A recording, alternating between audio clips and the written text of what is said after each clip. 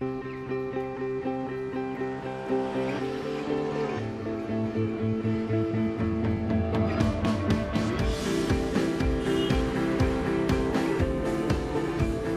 le sud-ouest du Canada, Vancouver. Ici, près de la moitié des 2,5 millions d'habitants parlent une langue maternelle autre que l'anglais. À Vancouver, l'urbanisme et la nature sauvage, la montagne comme l'océan, sont toujours proches.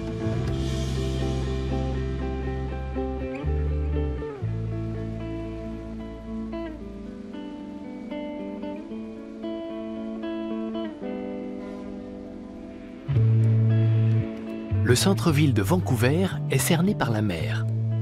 Depuis le sud, il est accessible grâce à 2 ponts. Beaucoup de gens font plutôt la navette par bateau. Erika Reuter est là pour leur permettre la traversée. C'est vraiment magnifique. C'est la plus belle vue qu'on puisse avoir depuis son bureau. Ici, les bus doivent faire des détours à cause de la Grande Crique. C'est un peu embêtant. Mais avec l'aquabus, on traverse directement la ville. C'est bien plus rapide. Une trentaine de ces bus aquatiques relient le sud de Vancouver au centre-ville. Il faut à peine quelques minutes pour rejoindre les 8 stations existantes. Erika est une étudiante en psychologie. 3 fois par semaine, elle enfile sa casquette de capitaine du mini-ferry. Une femme qui pilote un bateau, ça déclenche des réactions très diverses. Souvent, des dames âgées s'enthousiasment et disent « Oh, ça fait plaisir de voir une femme conduire un bateau. C'est formidable !» D'autres fois, ce sont des hommes qui commentent en blaguant. Avec une femme à la barre, on ferait mieux d'enfiler nos gilets de sauvetage.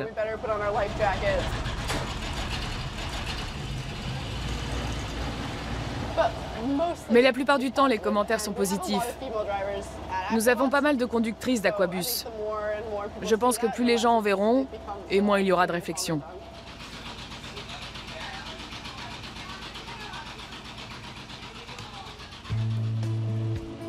Jusqu'à 12 passagers peuvent monter à bord. Certains sont des habitués. On voit passer beaucoup de hipsters, des passagers avec beaucoup de style.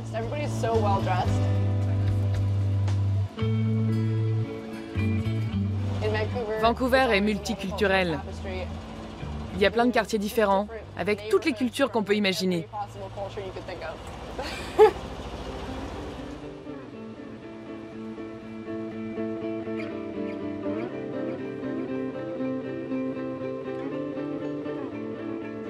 Vancouver compte plus de 200 parcs.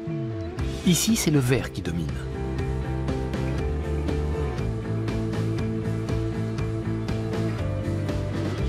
C'est d'ailleurs là que Greenpeace a été fondé en 1971.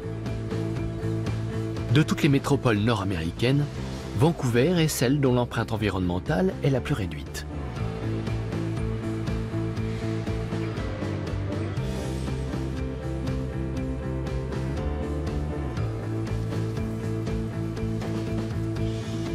Pour Allen Gar, le développement durable coule de source.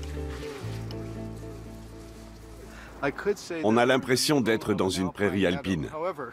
Et pourtant, on est en plein milieu de Vancouver, sur le plus grand toit végétalisé du pays, dans une partie de la ville très densément peuplée.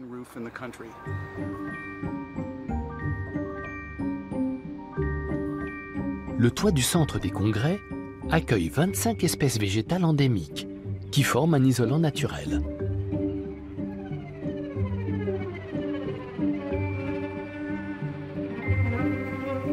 À cela s'ajoutent 50 000 abeilles. Allen, l'apiculteur, est là pour veiller à leur bien-être. Je suis allergique aux piqûres d'abeilles.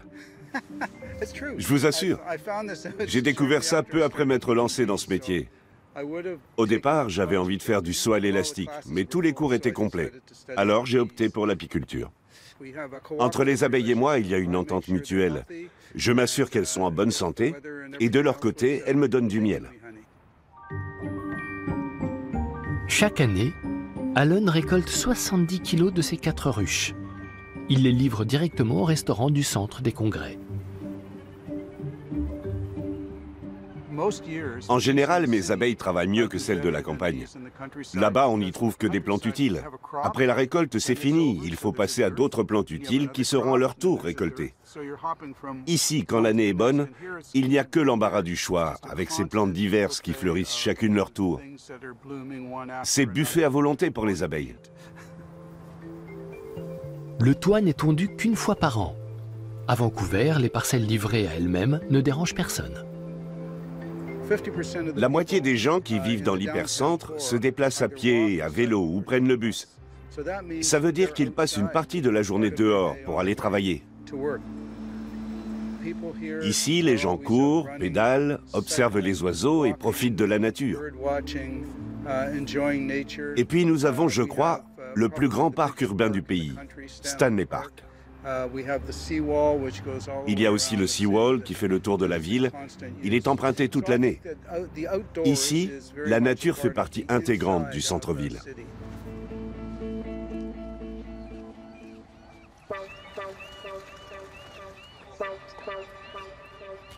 Cole Harbour, l'ancien port de charbon, est aujourd'hui une promenade au bord de l'eau.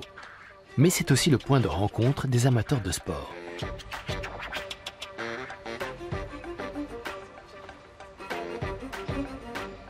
René Scavington est à la tête de ce petit groupe qui pratique le parkour, une discipline acrobatique où la ville est leur terrain de jeu favori.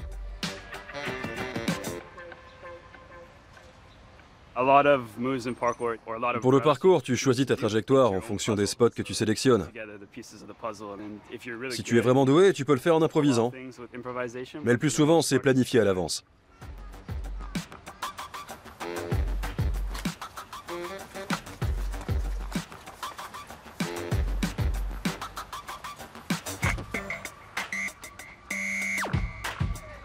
Pour savoir quels itinéraires emprunter, les sportifs vont régulièrement repérer les lieux en amont.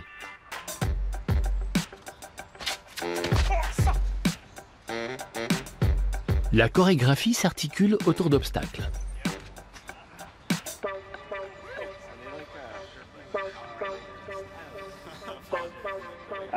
Personne ne nous a jamais chassés d'ici. Une fois, je suis venu avec 30 personnes, on avait apporté notre musique et ça n'a posé aucun problème. C'est donc un endroit qu'on privilégie. Comme c'est tout près du Seawall, il arrive qu'on attire l'attention et que des gens nous regardent. Mais aujourd'hui, c'est calme. René a été l'un des premiers à pratiquer le parcours à Vancouver. C'était en 2003. Entre-temps, il a été rejoint par un bon millier de sportifs.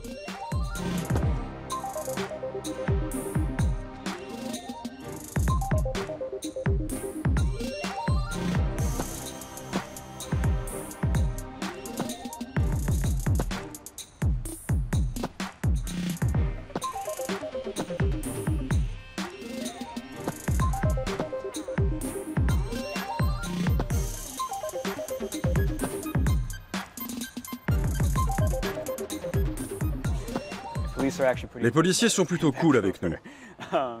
Ils reçoivent parfois des plaintes de riverains. Les gens nous voient faire et s'inquiètent parce qu'on escalade un bâtiment et qu'on a l'air de s'infiltrer quelque part. En général, les policiers nous disent « Ah, vous faites du parcours, ok, faites gaffe ». Et c'est tout. Une simple arrière-cour peut attirer l'attention des adeptes de ce sport. Quand on pratique le parcours, il est important de faire de la reconnaissance. On touche un mur pour sentir l'adhérence et savoir si on va pouvoir l'escalader ou sauter dessus. Identifier les sensations.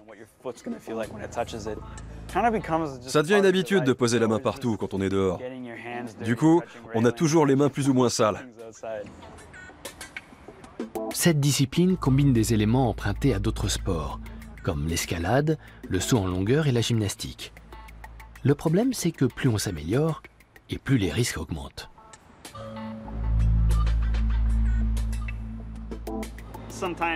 Parfois, ton instinct prend le dessus. Une petite voix te dit que ce n'est pas une bonne idée. Il faut se convaincre soi-même, ou bien s'entraîner jusqu'à ce qu'on se sente capable d'y arriver.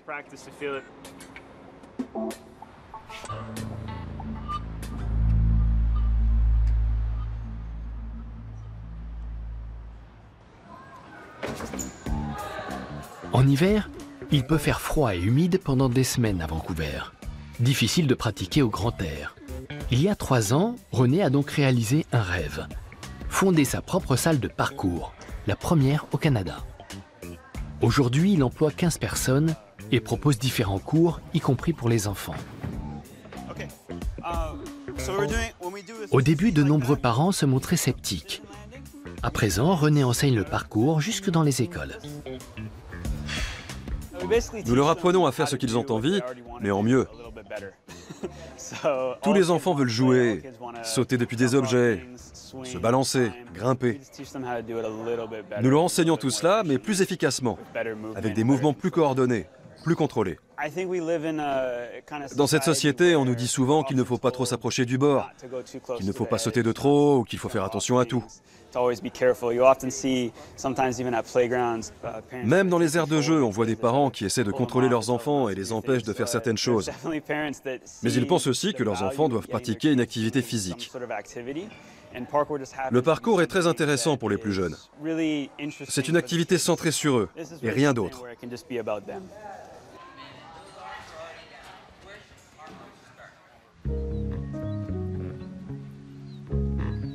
Si Vancouver n'est une ville que depuis 1886, les peuples autochtones canadiens s'y sont établis il y a 10 000 ans.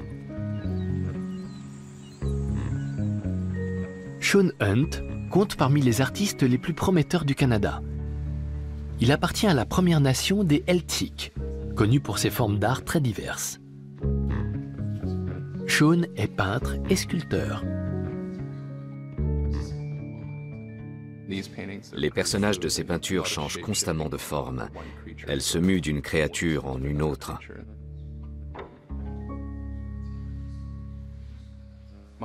Mon père m'a appris très tôt à sculpter et à dessiner.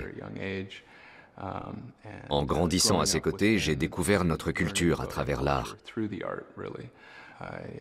J'ai appris à puiser dans son iconographie, mais en me l'appropriant et en la modernisant.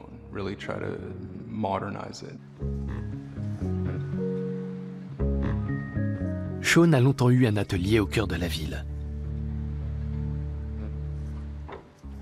Beaucoup de gens vivent en appartement à Vancouver, des appartements avec de grandes façades vitrées. Ils n'ont pas beaucoup de murs pour y accrocher des tableaux. Honnêtement, c'est tellement beau dehors avec les montagnes, la mer et toute cette animation. Comment un tableau pourrait-il faire le poids face à cela? C'est un sacré défi.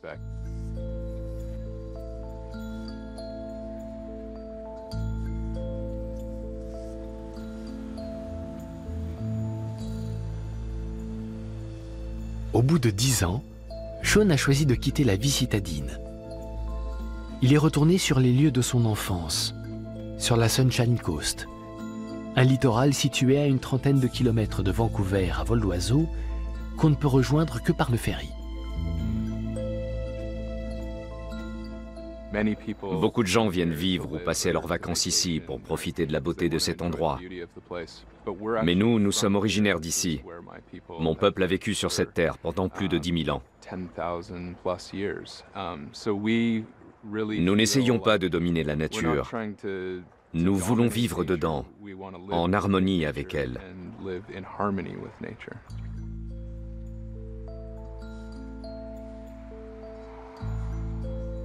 Loin des fêtes endiablées, des vernissages et de l'animation de la métropole, Sean et son épouse Kate ont trouvé un endroit où se recentrer sur l'essentiel.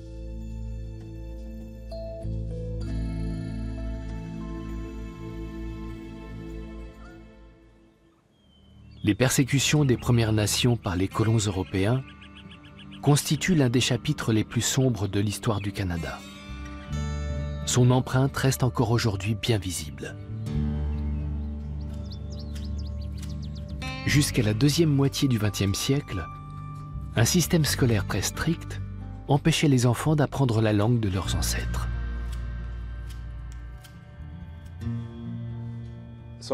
J'appartiens à la Première Nation des Heiltsuk. Et du côté de ma mère, je suis d'origine canadienne et écossaise. J'ai ces différentes cultures qui se mêlent à l'intérieur de moi. Dans ses travaux les plus récents, Sean a sculpté des totems, puis les a découpés et rassemblés.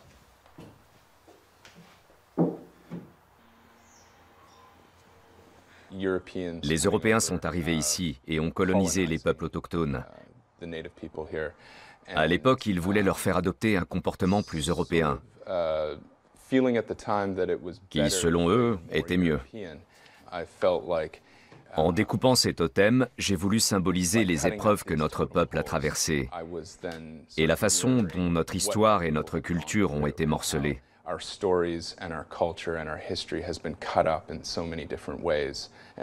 Je prends donc des œuvres traditionnelles et je les réassemble à la façon dont un Européen aimerait les voir.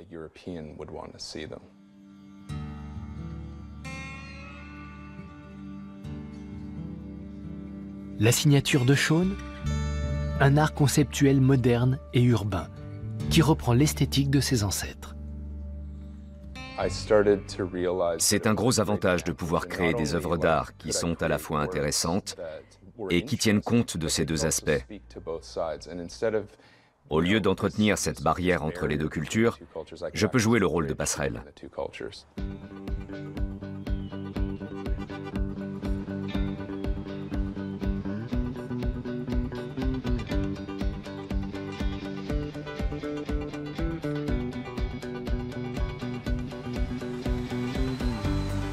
Les Sikhs occupent une place centrale dans la mixité sociale de Vancouver.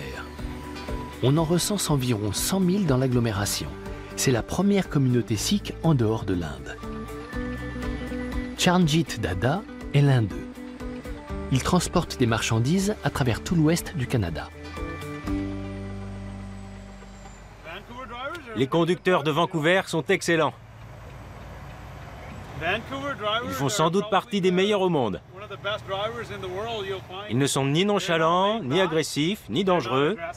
Ils ont de l'assurance et ils sont très professionnels.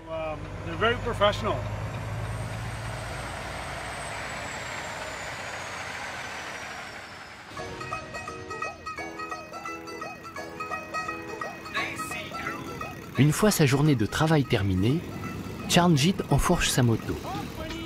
Il avait 15 ans lorsqu'il a quitté le Pendjab pour s'établir à Vancouver avec ses parents. En Inde, tout le monde se déplace à moto. Quand nous sommes arrivés ici, j'ai vu quelques amis qui faisaient de la moto avec leur turban sur la tête. J'ai décidé de passer mon permis et de me lancer. Cela fait maintenant 10 ans que je fais partie du club. 2 fois par semaine, les membres du club de moto sikh se retrouvent dans les environs de Vancouver. Le turban fait partie intégrante de l'habillement des Sikhs. À Vancouver, les Sikhs sont autorisés à ne pas porter de casque. L'un des adhérents du club, Avtar Singh Dhillon, s'est battu pour obtenir ce droit en 1999. Ici, tout le monde le surnomme Tonton. J'ai ouvert la porte à la génération suivante. Turban ou casque, c'est à eux de choisir.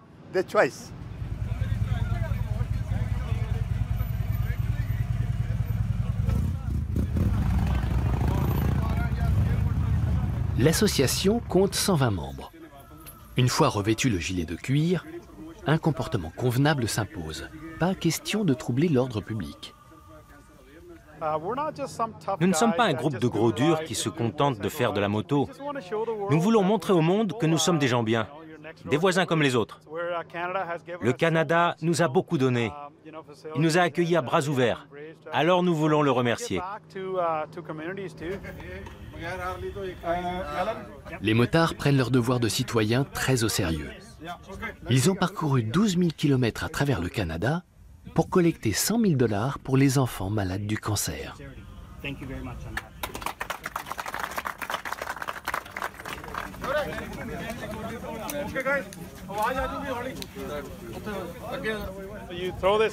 Lorsqu'on enfile le gilet orné de notre logo, on bombe un peu plus le torse. On se sent fier d'être sikh et fier d'être canadien. En 2014, Les motards ont été autorisés à participer à la parade de la fête nationale. La plupart conduisent des Harley-Davidson et les airs qui sortent des enceintes font partie de leur folklore. Il s'agit de Bhangra, la musique pop du Pendjab.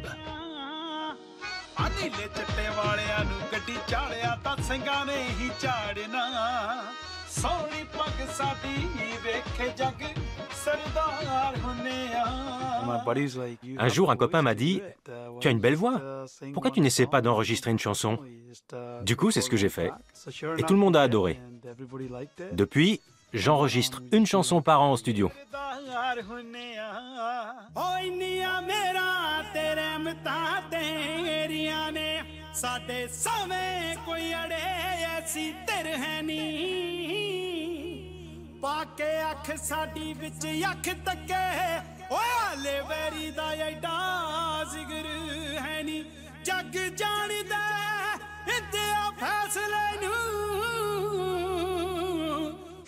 Avec ses chansons et ses clips, Charanjit s'est forgé une certaine notoriété.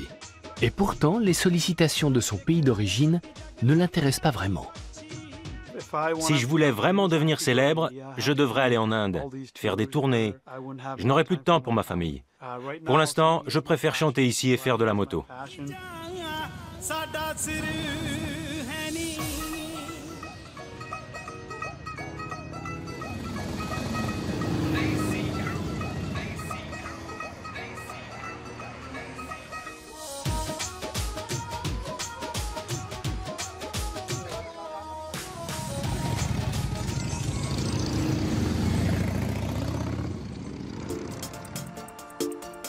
Le Bao Bay est l'un des restaurants les plus prisés de Vancouver. Quel que soit le jour de la semaine, dès 17h30, impossible d'y trouver une table. Le secret de ce succès, un décor raffiné et une cuisine qui s'inspire d'influences variées, tout en restant fidèle à la gastronomie traditionnelle chinoise. Pour Tanny Sling, la patronne, le Bao Bay est une brasserie chinoise où les clients attendent au bar qu'on leur trouve une table.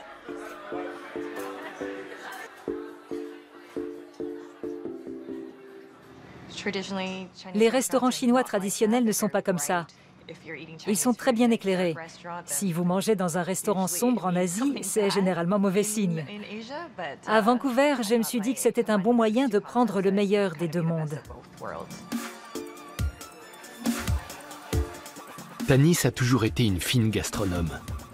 Ses parents, tous deux chinois, ont bien été obligés de s'y faire. Je n'ai jamais eu envie d'aller à l'école. Je n'avais pas cette ambition. Ma mère est dentiste, mon père architecte. Enfant, je savais que je ne voulais pas faire comme eux. Je voulais être barmaid. Et c'est ce que j'ai fait.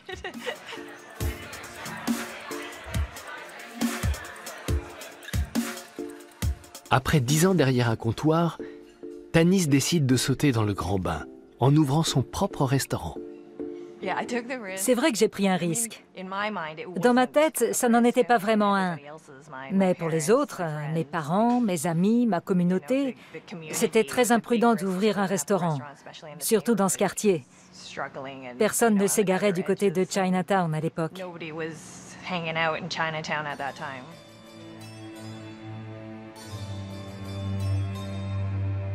La vague migratoire de la fin du 19e siècle débute avec quelques chercheurs d'or chinois.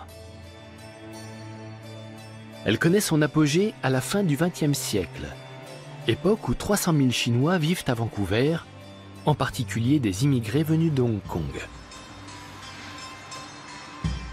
Aujourd'hui, les nouveaux arrivants ne s'installent plus à Chinatown, mais en banlieue où il y a plus de place. Chinatown a toujours été l'un de mes endroits préférés. J'y venais souvent enfant. Dans les années 70 et au début des années 80, on y faisait nos courses. Chinatown était en plein boom. Il y avait du bruit et plein d'odeurs. Aujourd'hui, les Chinois sont l'une des nombreuses minorités visibles de la ville. Vancouver est multiculturel. Sa très grande concentration en cultures asiatiques la rend unique. On croise beaucoup de couples mixtes, beaucoup d'enfants métis. C'est très intéressant. D'ici une centaine d'années, peut-être que tout le monde se ressemblera ici. On se sera sans doute tous mélangés. Ce sera une sorte de milkshake vanille-chocolat. Moi, je trouve ce brassage culturel formidable. Les jiaozi sont l'un des tout premiers plats chinois à avoir été servis au Bao Bei. Ce sont des raviolis farcis au crabe, à la viande hachée ou aux légumes.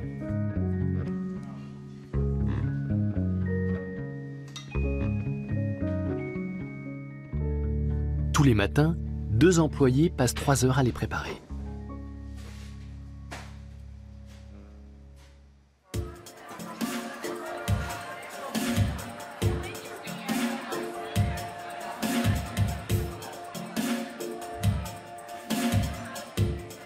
Avec son chef cuisinier Joel Watanabe, Tanis a développé des plats qui combinent des ingrédients issus des 2 cuisines, occidentale et chinoise.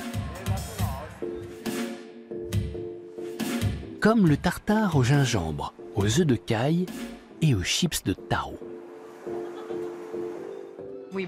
C'est intéressant de remplacer les cornichons d'un tartare de bœuf par des feuilles de moutarde marinées dans du vinaigre et le sel par de la sauce de soja. Bref, d'intégrer les éléments sucrés salés de la cuisine chinoise dans un plat français traditionnel.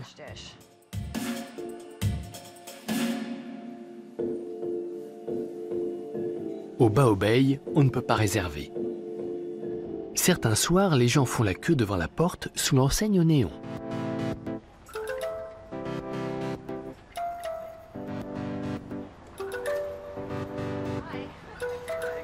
Cette enseigne a été créée par Andrew Hibbs, qui passe régulièrement vérifier l'état de son œuvre.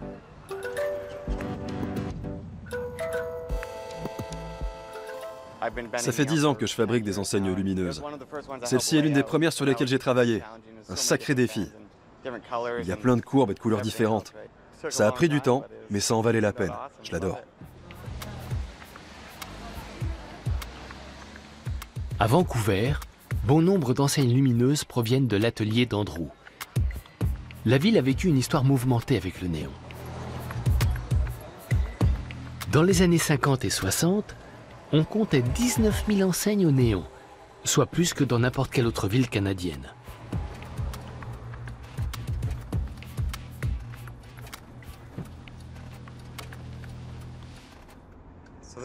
Nous sommes sur Granville Street, l'une des rues les plus populaires de Vancouver, qui comptait de nombreux panneaux lumineux.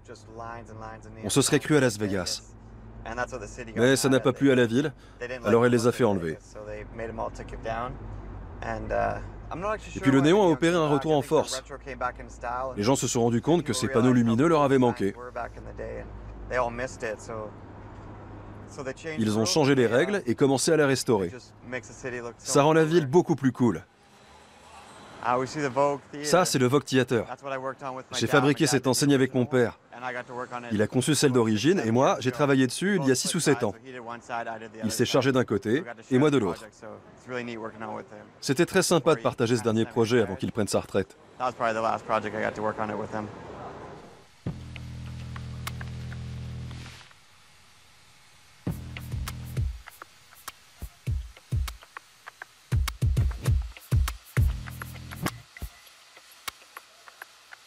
Lorsque les courbes sont très prononcées, il faut parvenir à maintenir une pression de l'air stable à l'intérieur des tubes de verre sans les briser.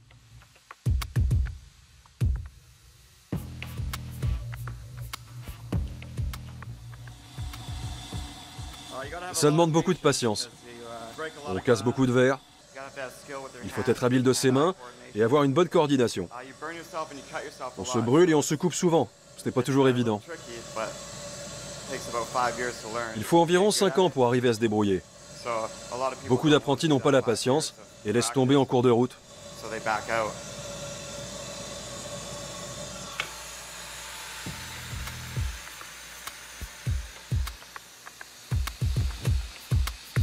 Andrew chauffe les tubes de verre à 1500 degrés, ce qui permet de les courber et d'assembler les différents segments. Puis c'est le grand moment. l'air contenu dans les tubes est remplacé par du gaz néon.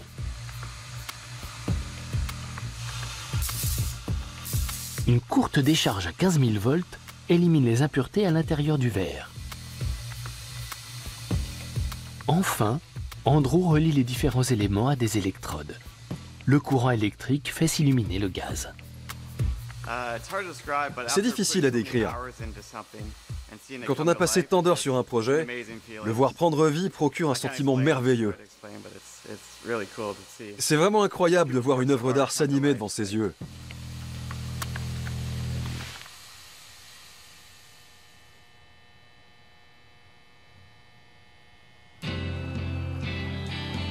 Le procédé de fabrication est très complexe. Dans l'atelier d'Andrew, tout est fait à la main et chaque enseigne est unique. Une carte de visite prestigieuse en particulier pour les discothèques et les restaurants.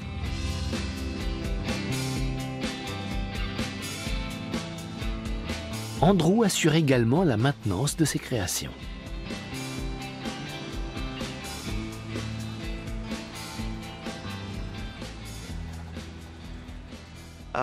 Il n'y a plus beaucoup de gens qui fabriquent des enseignes.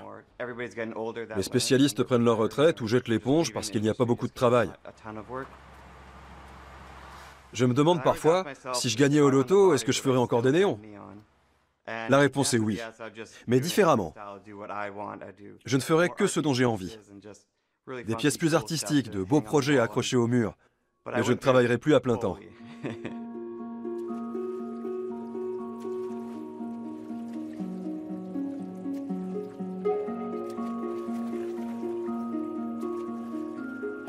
À Vancouver, la passion pour l'eau est si forte que certaines sorties en stand-up paddle se font de nuit à la bande étanche de lumière LED.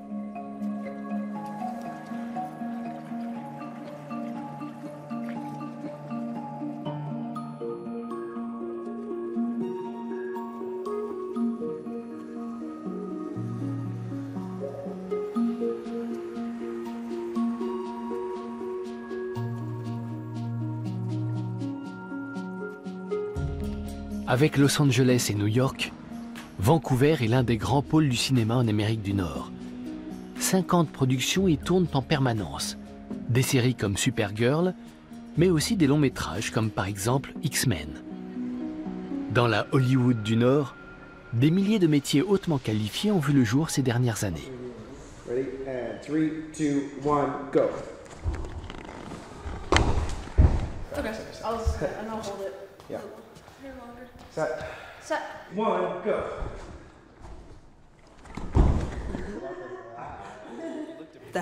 Les câbles me permettent de m'envoler. Moi, ça ne me demande pas un gros effort.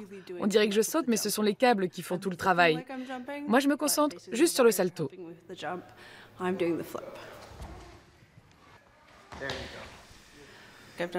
J'ai déjà joué des fées ou des êtres magiques qui doivent voler dans les airs, comme Peter Pan.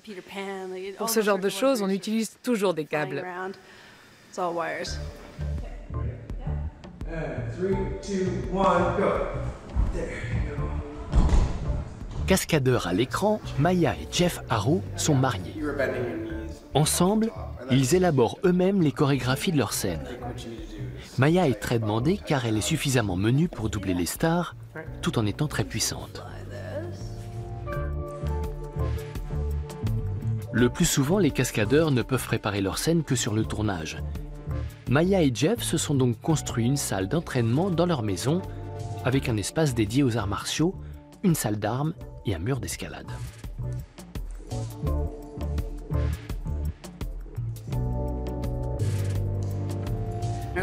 On s'entraîne dans notre salon. On l'a conçu d'après celui de Lara Croft et on s'est aussi inspiré du dojo de Matrix, pour les fenêtres notamment. Les poutres métalliques au plafond ressemblent à celles où Lara Croft fait de la danse aérienne par exemple. Notre intérieur est un mélange de ce qu'on peut voir dans nos films préférés.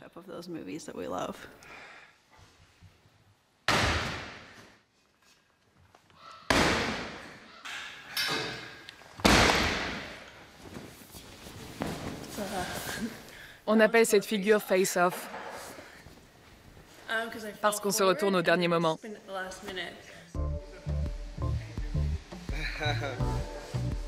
Dans ce métier, la survie dépend parfois du partenaire, ce qui nécessite une confiance absolue.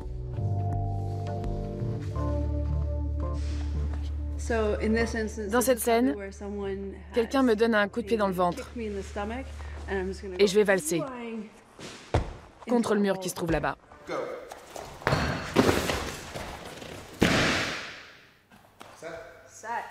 Ready, and 3, 2, 1, go!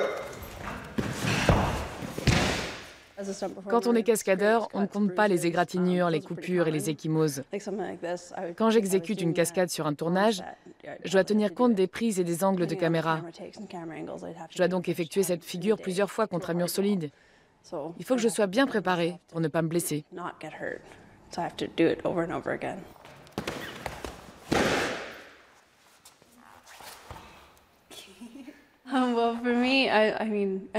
Comme beaucoup de cascadeurs, j'adore mon métier. La partie la plus sympa, c'est de pouvoir faire tout ce qui est interdit aux acteurs. Et puis après, je peux me promener dans la rue sans que personne me reconnaisse.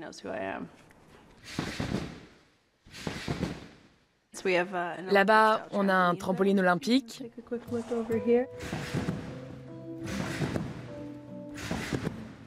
« 10 minutes de trampoline par jour, ça libère la dose parfaite d'endorphine. »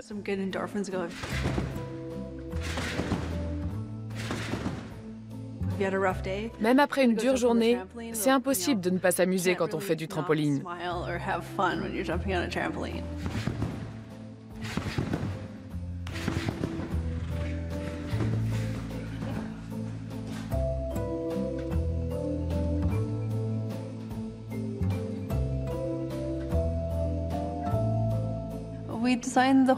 On a conçu toute la maison comme un terrain d'entraînement et de jeu. Le revêtement du toit permet de faire du yoga l'été.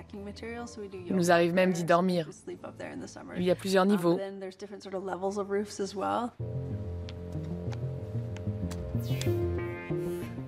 Derrière, là où je garde ma voiture, on a un écart de plus de 4 mètres, au-dessus duquel on peut sauter.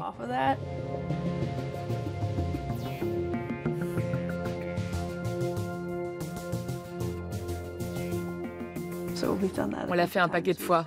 C'est sympa. Allez, on saute du toit? Plus jeune, Maya était skieuse professionnelle. Aujourd'hui, c'est le VTT qui lui permet de garder la forme. Ce que j'aime à Vancouver, ce sont les activités de plein air. On peut faire une balade à vélo sur les montagnes qui bordent la côte, en commençant tout en haut, où la vue est magnifique, et on redescend pour se retrouver au milieu de la ville. C'est vraiment unique.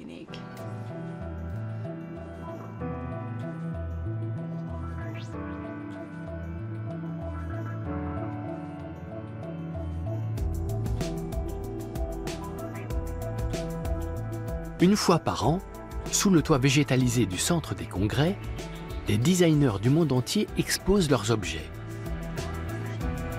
Kate Duncan, elle, joue à domicile. Elle dessine et fabrique des meubles en bois. Kate est connue bien au-delà de sa ville.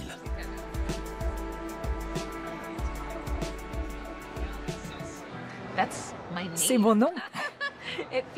Parfois, ça me fait un peu bizarre de voir mon nom associé à une marque. Je fabrique des produits de luxe, alors forcément, cela a un prix. Ce n'est pas évident de faire comprendre aux gens qu'il s'agit d'un mode de fabrication d'une qualité vraiment exceptionnelle.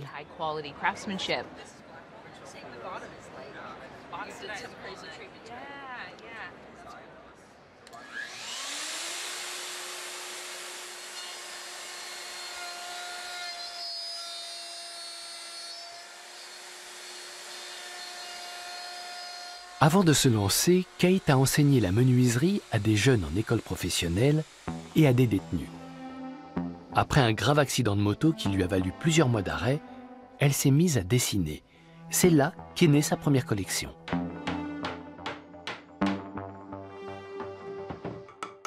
Kate n'utilise que des fixations en bois, jamais de vis.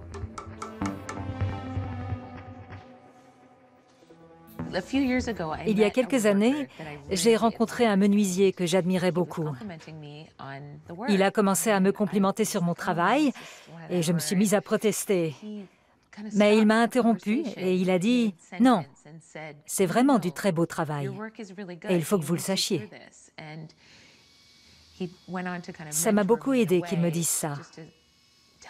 Il m'a appris à assumer et à être fier de mon travail.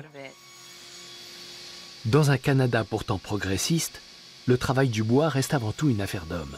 Lors de sa formation, Kate était la seule femme. Lorsque je me présente à mes clients ou à mes fournisseurs, il y a toujours un flottement entre le moment où je dis « Bonjour, je m'appelle Kate et je suis menuisière » et celui où la personne saisit ce que je lui dis. Durant cet intervalle, je dois prouver que c'est bien la vérité. C'est comme un petit jeu entre moi et le client. Ça prend un peu de temps. Entre les premières esquisses et le produit fini, Kate fabrique de nombreux prototypes. Je fais essayer mes prototypes à beaucoup de gens. Ils doivent me dire si l'assise est confortable, si le dossier est trop haut ou trop bas, si l'angle est bon, si la chaise est bancale, bref, s'ils se sentent bien dessus ou pas.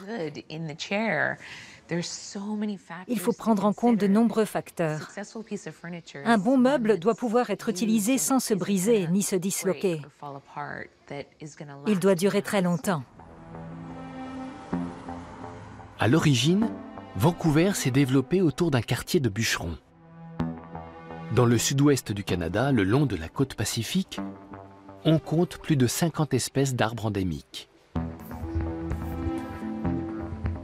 Les marchands de bois proposent une palette de produits unique sur la planète. Kate, de son côté, privilégie le chêne de Gary et le noyer.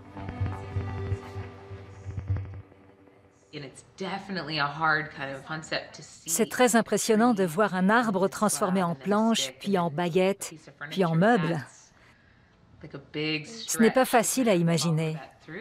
Quand je vois un arbre, ça m'épate de penser qu'il constitue mon matériau de base, alors qu'il est si grand et si magnifique.